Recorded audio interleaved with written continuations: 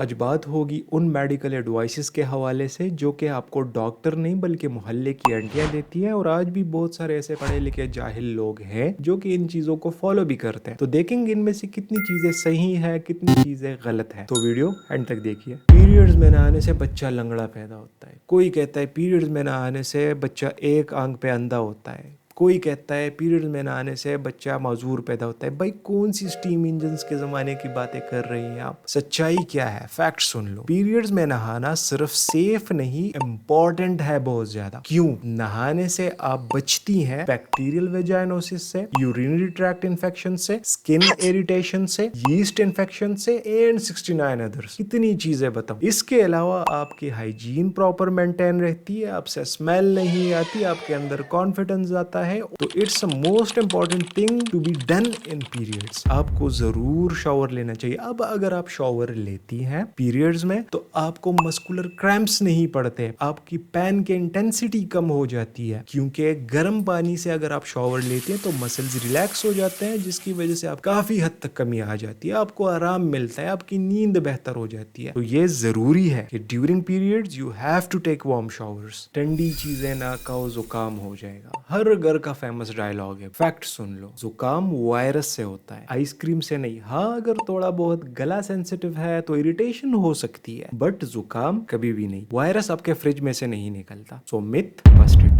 Diabetes को ठीक करना है या डायबिटीज को प्रिवेंट करना है तो चीनी खाना छोड़ दो। फैक्ट सुन ले, चीनी खाना छोड़ भी दे अगर आपके डाइट में वही रोटी, वही चावल, वही बेकरी आइटम, आपका मूवमेंट और एक्सरसाइज है ही नहीं, तो चीनी छोड़ने का फायदा ही कुछ नहीं है। डायबिटीज को कंट्रोल करना है या प्रिवेंट करना है तो सबसे ज्यादा फोकस अपने मूवमेंट पे करो, एक्सरसाइज पे करो और बैलेंस डाइट पे करो। और अगर ऑलरेडी डायबिटिक हो और कंट्रोल करना है तो सारी चीजों के साथ साथ अपने इंसुलिन के डोज और अपने दवाई के डोज का भी ख्याल रखे, तब जाके कंट्रोल होगा। डायबिटीज को जितना लोगों ने लाइट और सिंपल सी चीज बनाई हुई है वो इतनी है नहीं। Try to understand. So myth busted. देसी घी मौत के अलावा हर बीमारी का इलाज है।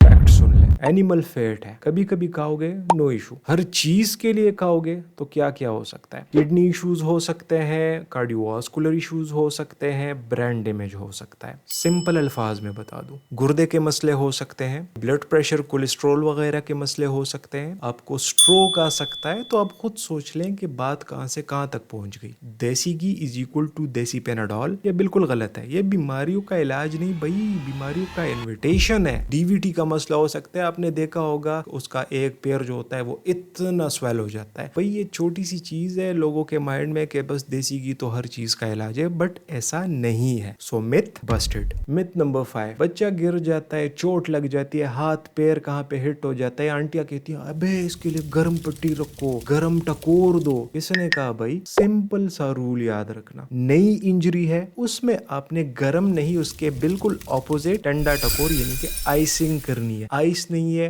गैस वाला बॉडी स्प्रे कर ले, वो भी नहीं है, एयर फ्रेशनर कर ले। आपने उस जगह को ठंडक पहुंचानी है। क्यों? उससे आपके वेसल्स जो होते हैं वो तंग हो जाते हैं, फ्लूइड कम हो जाता है, तो जगह स्वेल नहीं होती और पेन ज्यादा नहीं होता। तो हम क्या करते हैं, गर्म टकोर देते हैं, सुबह वो जगह इतनी स्वेल हो चुकी होती है और पेन भी अल्हम्दुलिल्लाह से इतना होता है कि बात ही मत करो। तो जब भी नई इंजरी हो ठंडा टकोर दिया करे। 2-3 साल पुरानी इंजरी है, अब कोई भी चीज हुई है और वो आज अगर दर्द कर रही है तो वहां पे हीट अप्लाई करो, तो आपको सुकून मिलेगा और आपको आराम मिलेगा। सो मिथ बस्टेड। अगर आपको वीडियो अच्छी लगी है तो लाइक, शेयर, सब्सक्राइब जितनी भी चीजें हैं वो कर लें। And yes, also subscribe for medical truths without any filters. किसी ने कुछ पूछना है तो कमेंट कर सकता है, किसी ने कोई पर्सनल स्पेस में बात करनी है, पैशन डिस्कस करना है, कोई डिजीज डिस्कस करनी है या कोई इशू डिस्कस करनी है, तो here is my WhatsApp and Instagram. You are always welcome to text और call. See you in the next one. अल्लाह हाफिज।